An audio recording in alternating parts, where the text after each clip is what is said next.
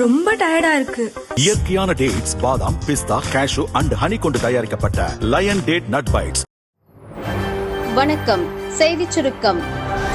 கரூர் முதல் கள்ளக்குறிச்சி வரை கேள்விகள் அடுக்கிய பழனிசாமி.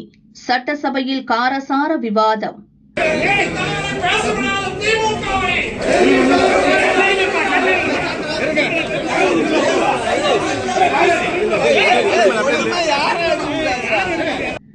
இன்று காலை சட்டசபை கூடியதும் கரூர் சம்பவத்தை கண்டித்து அதிமுக எம்எல்ஏக்கள் கையில் கருப்பு பட்டை அணிந்து வந்தனர்.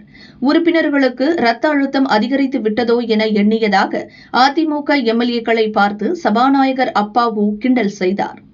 எம்எல்ஏக்களின் கேள்விகளுக்கு சம்பந்தப்பட்ட துறை அமைச்சர்கள் பதிலளித்து பேசினர். கரூர் சம்பவம் குறித்து விவாதிக்க வேண்டும் என எதிர்க்கட்சித் தலைவர் எடப்பாடி பழனிசாமி வலியுறுத்தினார். தொடர்ந்து கரூர் சம்பவத்திற்கான காரணம் அரசின் நடவடிக்கை குறித்து முதல்வர் ஸ்டாலின் விளக்கம் அளித்து பேசினார். தவேக தலைவர் திட்டமிட்ட நேரத்திற்கு வராதது, தவேக நிர்வாகிகள் கூட்டத்தை முறையாக ஒருங்கிணைக்காததே அசம்பாவிதம் நடக்க காரணம் என ஸ்டாலின் கூறினார். இதைத் தொடர்ந்து பேசிய எடப்பாடி பழனிசாமி, கரூர் வேலுச்சாமிபுரத்தில் கூட்டம் நடத்த அதிமுக அனுமதி கோரியபோது அங்கு போக்குவரத்து நெரிசல் ஏற்படும் என கூறி அனுமதி வழங்க போலீஸ் மறுப்பு தெரிவித்தது. ஆனால் அதே இடத்தில் தவேக தலைவர் கூட்டம் நடத்த அனுமதி வழங்கியது ஏன்? கள்ளக்குறிச்சியில் கள்ளச்சாராயம் குடித்து பலர் இறந்தபோது அங்கு செல்லாத முதல்வர் ஸ்டாலின் கரூருக்கு மட்டும் உடனே சென்றது ஏன்? சம்பவம் நடந்த அன்று இரவு 39 பேர் இறந்தனர். மறுநாள் காலை 2 இறந்தனர். அதிகாலை 4 மணிக்கெல்லாம் 39 பேரின் உடல்கள் உடற்கூறு ஆய்வு செய்யப்பட்டது எப்படி? கரூர் ஹாஸ்பிட்டலுக்கு 25 டாக்டர்களை வரவழைத்தது எப்படி? அவர்கள் அனைவரும் உடற்கூறு ஆய்வு செய்ய தகுதி வாய்ந்தவர்களா என அடுக்கடுக்கான கேள்விகளை எழுப்பினார்.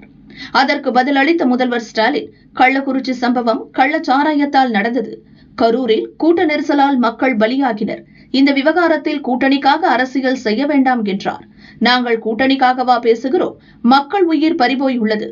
முதல்வரின் கூட்டணிக்காக என்ற வார்த்தையை சபை குறிப்பிலிருந்து நீக்க வேண்டும் என பழனிசாமி வலியுறுத்தினார். தவேக தலைவர் இதற்கு முன் ஏற்கனவே 4 மாவட்டங்களில் மக்கள் சந்திப்பு கூட்டம் நடத்தியுள்ளார். கரூரில் எவ்வளவு கூட்டம் கூடும் என உளவுத்துறை வாயிலாக அரசுக்கு தெரிய வந்திருக்கும். அரசு முறைப்படி நடவடிக்கை எடுத்திருந்தால் அசம்பாவிதம் நடக்காமல் தவிர்த்திருக்கலாம் என்றார். அப்போது குறுக்கிட்ட அமைச்சர் வேலு, கரூரில் தவேக தலைவருக்கு கூடிய கூட்டத்தை விட எடப்பாடி பழனிசாமி கூட்டத்திற்கு அதிகம் பேர் வருகின்றனர். கரூரில் பழனிசாமியின் கூட்டத்தில் நெரிசல் ஏற்படவில்லை. அவர் வாகனத்தின் மேல் நின்றபடி ஆதரவாளர்களை பார்த்து இருபுறமும் கையசைத்தபடி சென்றார்.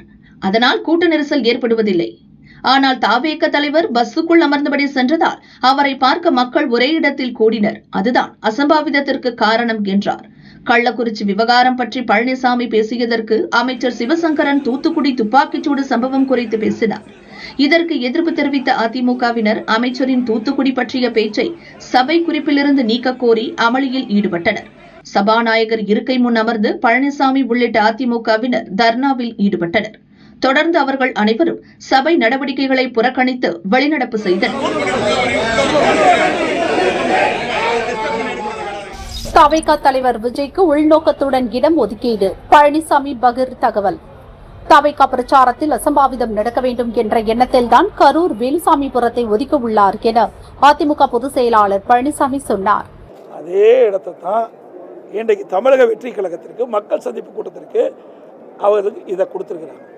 அவர்களே இப்படி நிராகரிக்கப்பட்ட இடத்தை எப்படி கொடுப்பது?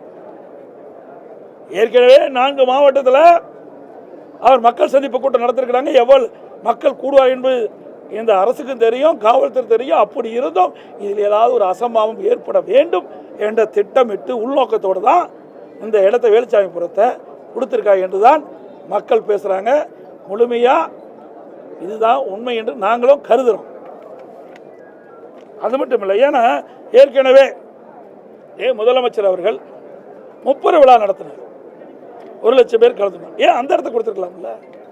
அப்படி கொடுத்துட்டு இந்த அசம்பாவத்தை தடுத்துருக்கலாம்ல? ஆனால் அதெல்லாம் கொடுக்கல. இப்படி ஏதாவது ஒரு சம்பவம் நடக்க வேண்டும் என்று இந்த அரசு திட்டமிட்டு தான் இந்த ஏற்கனவே அனைத்து இந்திய அண்ணா திராவிட முன்னேற்ற கழகம் கேட்ட இடத்தை கொடுக்காமல் அவர்கள் நிராகரிக்கப்பட்ட அந்த இடத்தை எங்களுக்கு ஒதுக்கினாங்க. அதே இடத்தை நிராகரிக்கப்பட்ட காவல்துறை நிராகரிக்கப்பட்ட அந்த இடத்தை தான் தமிழக வெற்றி கழகத்தை கொடுத்துருக்குறாங்க. அப்படி கொடுத்து இப்படிப்பட்ட சம்பவம் இந்த அரசினால் தான் ஏற்பட்டது. காவல்துறையுடைய அலட்சியத்தால் காவல்துறை முழுமையாக பாதுகாப்பு கொடுக்காம இந்த சம்பவம் நடைபெறும் என்று திட்டமிட்டு தான் நடைபெற்றதா மக்கள் சந்தேகிக்கிறார்கள். முதல்வர் ஸ்டாலின் நீலி கண்ணீர் வடிப்பது நாடகமே, எல் முருகன் தாக்கு. மத்திய அமைச்சர் எல் முருகன் வெளியிட்டுள்ள அறிக்கையில் கூறியிருப்பதாவது: ஆட்சி காலத்தின் இறுதி கட்டத்தை நெருங்கிக் கொண்டிருக்கும் திமுக அரசு தமிழகத்தில் எந்த பிரச்சனை என்றாலும் மத்திய அரசு மீது பழி போட்டு தப்பிக்க முயல்கிறது. ஆட்சி காலம் முழுவதும் முதல்வர் ஸ்டாலின் மக்களுக்காக எதுவும் செய்யவில்லை. தேர்தல் நெருங்கும் நேரத்தில் தனது தந்தை கருணாநிதியின் உருவ சிலையை திறப்பது, சாலைகளுக்கும் தெருக்களுக்கும் தனது தந்தை பெயரை சூட்டுவது என்று கட்சியினருடன் சேர்ந்து விளம்பர அரசியல் செய்து கொண்டிருக்கிறார். மாம்பழ விவசாயிகளை பாதுகாக்கும் வகையில் நடவடிக்கை எடுக்க கோரி சில மாதங்களுக்கு முன்பு மத்திய அரசுக்கு தான் கடிதம் எழுதியதாகவும் தற்போது மீண்டும் கடிதம் எழுதுவதாகவும் கூறியிருக்கிறார். தமிழக மா விவசாயிகள் விஷயத்தில் திமுக அரசு செய்து வருவது வெற்று நாடகம் மட்டுமே. திமுக அரசின் செயலற்ற தன்மையால் தமிழகத்தில் மா விவசாயிகள் பெரும் இன்னலுக்கு ஆளாகி வருகின்றனர். கர்நாடகா, ஆந்திரா உட்பட பல மாநிலங்களில் மாம்பழ கூழ் தயாரிக்கும் ஆலைகள் அதிக அளவில் உள்ளன. இவற்றிற்கு மத்திய அரசு மானியம் வழங்கி வருகிறது. மற்ற மாநில அரசுகள் மத்திய அரசுடன் இணைந்து மாம்பழம் சார்ந்த தொழில்களை விரிவுபடுத்தி வருகின்றனர். தமிழக மா விவசாயிகளும் கூட மற்ற மாநில மாம்பழ கூழ் ஆலைகளை நம்பியிருக்க வேண்டிய அவல நிலைதான் உள்ளது. தமிழகத்தில் மாம்பழம் சார்ந்த தொழில்களை துவங்க திட்டமிட வேண்டியது யார்? குளிர்பதன கிடங்கு அமைக்க வேண்டியது யார்? குளிர்பான நிறுவனங்களை அழைத்து பேச வேண்டியது யார்? ஆட்சி காலம் முழுதும் எதுவும் செய்யாமல் மத்திய அரசுக்கு கடிதம் எழுதுவதாக கூறி முதல்வர் ஸ்டாலின் நீலி கண்ணீர் வடிப்பது நாடகமே என தெரிவித்துள்ளார். மக்கள் மன்னிக்கவே மாட்டாங்க, ஸ்டாலினை வெளுத்த எச் ராஜா. கரூர் சம்பவம் பற்றிய சட்டசபை பேச்சுக்கு பதிலடி. கரூர் சம்பவம் பற்றிய முதல்வர் ஸ்டாலினின் சட்டசபை பேச்சை பாஜக மூத்த தலைவர் எச் ராஜா கடுமையாக விமர்சித்தார். சம்பவம் பற்றி பல சந்தேகங்களை கிளப்பிய அவர் 2026 ஆட்சி மாற்றம் உறுதி என்றார். இங்க அதாவது விஜயோட ப்ரோக்ராம் பொறுத்தவரை காவல்துறை எந்த இடத்துல அனுமதி கொடுத்ததோ அங்கே தான் நடந்தது.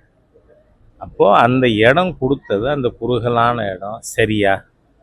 ரெண்டாவது, நீங்கள் அனுமதி கொடுத்ததுக்கப்புறம் அதுக்கு தக்க பாதுகாப்பு கொடுத்தீங்களா? அதனால் முதல்ல அரசாங்கம் தான் தவறு செஞ்சிருக்கு ஃபார் டிரிலிக்ஷன் ஆஃப் டியூட்டிஸ்.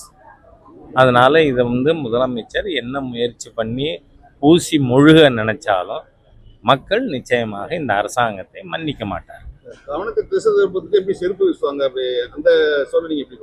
இல்லை, சட்டமன்றத்தில் கவன ஈர்ப்பு தீர்மானம்னு வருது, அதில் என்ன செருப்பு வீசுகிற தீர்மானமா? சரி, இட்ஸ் நான்சென்ஸ். முதலமைச்சரால் இந்த சம்பவத்தை நியாயப்படுத்த முடியலை, எதை பேசிக்கொண்டது எதிர்க்கட்சிகளுடைய கேள்விக்கு முறையான பதில் இல்லை அப்படிங்கிற சொல்ல முடியாது. என்றால் முழுமையாக அரசின் தோல்வியை அவர்கள் ஒப்புக்கொள்ள வேண்டிய நிர்பந்தம் வந்தது. அதில் டாஸ்மாக் வழக்கில் அமலாக்கத்துறையுடைய தடையை விதிப்பதாக உச்சநீதிமன்றம் சொல்லியிருக்காங்க. நீதிமன்றத்தினுடைய கருத்தில் நான் தலையிட விரும்பலை, கருத்து சொல்லவும் விரும்பலை. இது இறுதி காமெண்ட் தான், இடையில ஏற்பட்ட ஒரு காமெண்ட். இறுதி தீர்ப்பு வரட்டும். அமலாக்கத்துறைக்கு அதிகாரம் இல்லை அப்படிங்கிறதுனால தான் இந்த தீர்ப்பு என்ன சொல்றேன், அமலாக்கத்துறையும் அது சுயேட்சையான அதிகாரம் படைத்த அரசியல் சட்டத்தின் உருவாக்கப்பட்ட அமைப்பு. அதனால நீதிமன்றத்தின் இறுதி தீர்ப்பு வரட்டும், அப்ப பார்த்து. கரூர் பிரச்சனைக்கு அப்புறம் விஜயனுடைய செல்வாக்கு கூடியிருக்கு மக்களிடையே அப்படின்ற ஒரு அரசியல் ஆர்வம். நான் என்ன சொல்றேன், ஒரு துயர சம்பவத்தினால ஒருத்தருக்கு செல்வாக்கு கூடியிருக்கு குறைஞ்சிருக்குங்கிறதே இல்லை.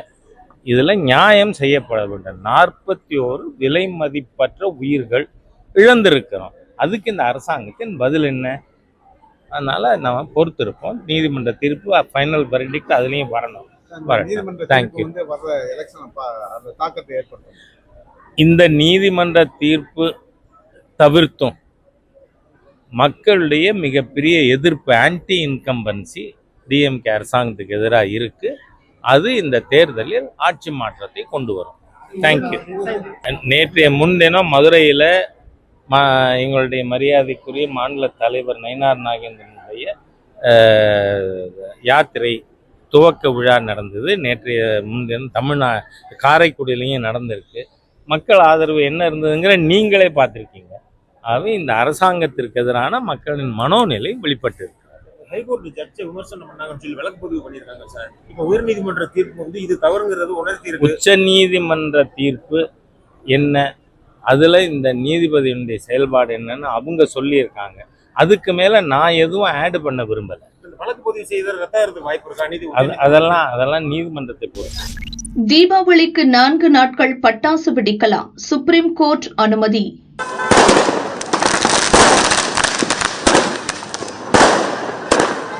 டெல்லி மற்றும் NCR எனப்படும் தேசிய தலைநகர் பிராந்தியத்தில் காற்று மாசை கட்டுப்படுத்தும் வகையில் பட்டாசு விற்பனை மற்றும் அதை வெடிப்பதற்கான தடை அமலில் இருந்தது.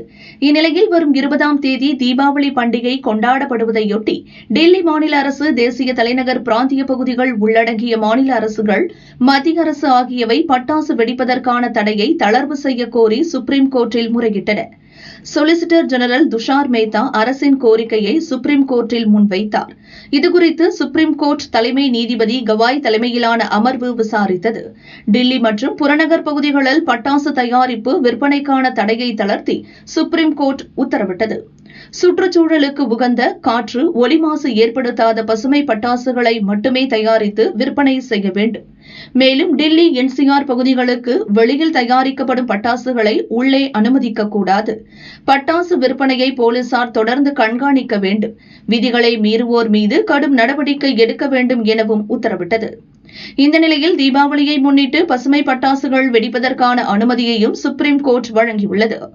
அக்டோபர் 18ஆம் தேதி முதல் 21ஆம் தேதி வரை சுற்றுச்சூழலுக்கு பாதிப்பு ஏற்படுத்தாத பசுமை பட்டாசுகளை வெடிக்கலாம்.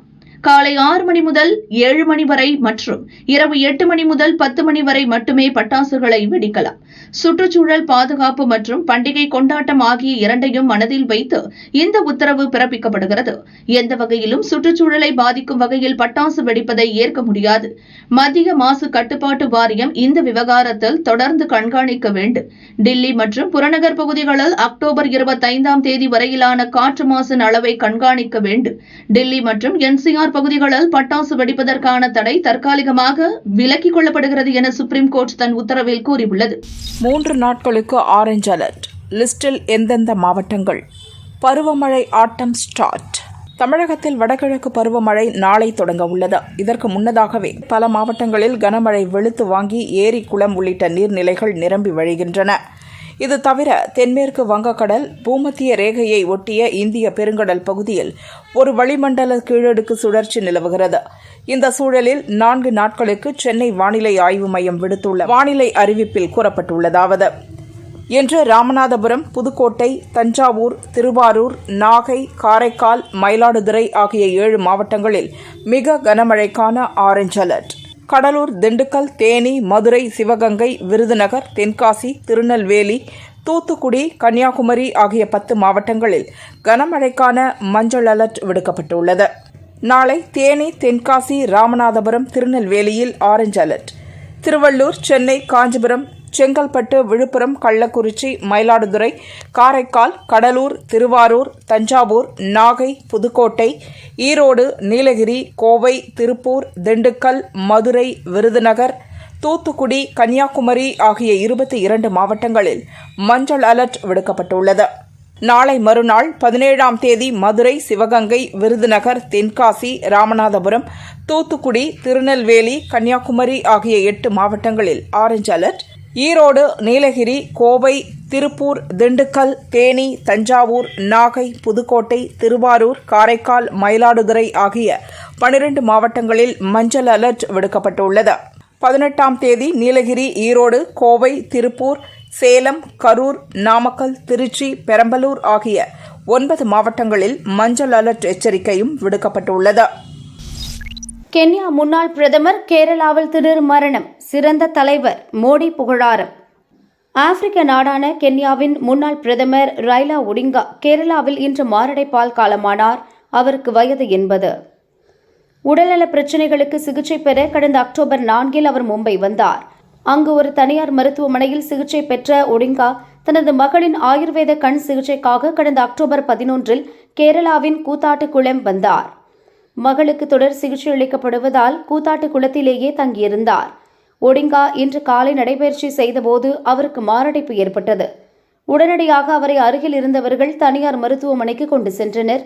அங்கு அவரை பரிசோதித்த டாக்டர்கள் இறந்துவிட்டதாக தெரிவித்தனர். ஒடிங்காவின் உடல் மருத்துவமனையில் வைக்கப்பட்டுள்ளது. மத்திய வெளியுறவு அமைச்சகம் கென்ய தூதரகத்துக்கு தகவல் தெரிவித்துள்ளது. அவர்கள் கென்யாவுக்கு உடலை அனுப்பி வைக்க ஏற்பாடுகளை செய்து வருகின்றனர். ஒடிங்கா 2008 முதல் 2013 வரை கென்ய பிரதமராக பதவி வகித்தார். கென்யாவில் பல கட்சி ஜனநாயகத்தை கொண்டு வரவும் புதிய அரசியல் அமைப்பை உருவாக்கவும் அவர் செய்த பணிகளை அந்நாட்டு மக்கள் இன்றும் போற்றுகின்றனர். ஒடிங்காவின் மறைவுக்கு பிரதமர் மோடி இரங்கல் தெரிவித்துள்ளார். எனது நண்பர் கென்ய முன்னாள் பிரதமர் ரைலா ஒடிங்கா மறைவால் வருத்தமுற்றேன். ஒடிங்கா ஒரு சிறந்த அரசியல்வாதி, இந்தியாவின் நண்பர். குஜராத் முதல்வராக இருந்த காலத்தில் இருந்தே அவருடன் நெருக்கமாக பழகியிருக்கிறேன். எங்கள் நட்பு பல ஆண்டு தொடர்ந்தன. நம் நாட்டின் மீதும் அதன் கலாச்சாரம், மதிப்புகள், பழமையான அறிவின் மீதும் அவருக்கு ஒரு தனி பாசம் இருந்தது. இந்தியா கென்யா உறவுகளை வலுப்படுத்துவதற்காக அவர் மேற்கொண்ட முயற்சிகளில் அது பிரதிபலித்தது. ஆயுர்வேதம் மற்றும் இந்தியாவின் பாரம்பரிய மருத்துவ முறைகளை அவர் பாராட்டினார். தனது மகளின் ஆரோக்கியத்தில் ஆயுர்வேதம் உண்டாக்கிய பலன்களை அவர் பார்த்தார். இந்த துயரமான நேரத்தில் அவரது குடும்பத்தினர், நண்பர்கள் மற்றும் கென்ய மக்களுக்கு எனது ஆழ்ந்த இரங்கலை தெரிவித்துக் கொள்கிறேன் என பிரதமர் மோடி தெரிவித்துள்ளார்.